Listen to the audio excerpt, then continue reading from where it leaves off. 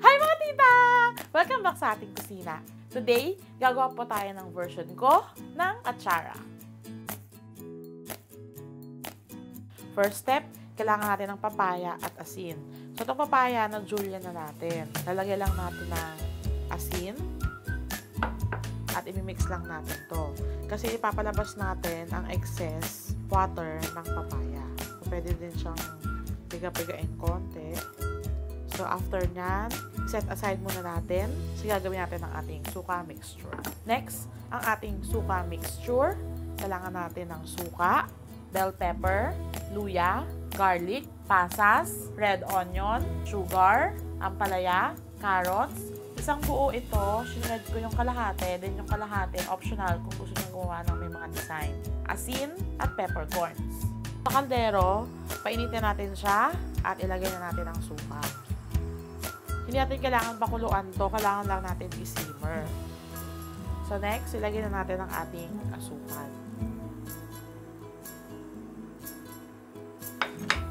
Haluin lang natin hanggang ma-dissolve ang asukal. So after that, maglagay lang tayo ng pinch of salt. So, after natin ipasimmer ang ating suka mixture, ilagay lang natin siya sa bowl at iset aside at palamigin. I-assemble na natin silang lahat.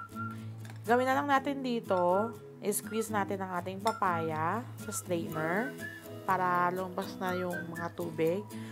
Or pwede rin kayong gumamit ng cheesecloth. Papasok nyo lang siya dun sa tela, kasi i-squeeze nyo siya. So, dito sa ating papaya, medyo gentle lang kasi sila ay madurog. Lagyan lang natin sa malaking bowl. Itong sa ating carrots, ihiwalay lang natin itong may mga design. Nalagyan lang natin ng julienne, ang sibuyas, luya, ampalaya, bell pepper, garlic, at peppercorns. Ang pasas, medyo maya-maya na siya para hindi siya madurog. So, ito, halu-haluin lang natin sila. Kaya depende rin sa inyo kung anong gusto nyo jar, kung isang malaki lang siya or ipoportion nyo siya na marami. So, lagay ko muna ang mga pasas. At ilagay na natin tong ating mga gulay.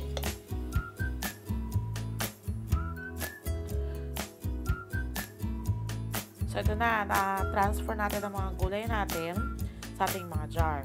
So, gawin na lang natin, ilagay natin ang mga nagawa nating mga design for decoration. Optional naman to.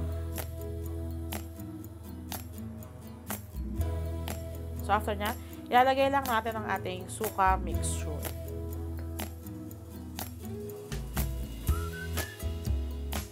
So, after nya, tatakpan na lang natin sila. So, ito na ang ating atsara. Lalagay lang natin siya sa fridge at siguro mga 1 week. Gusto ko siya ng mga 1 week na nakababad bago siya gamitin. Para lumabas talaga yung mga flavors ng mga gulay tapos tumagal yung stay ng suka. Thanks for watching, guys! Meron nga pala kami yung Facebook page. So, i-like nyo lang yun na nakalink dito. And make sure to subscribe para wala kayong ma-miss na mga recipe. Paalam!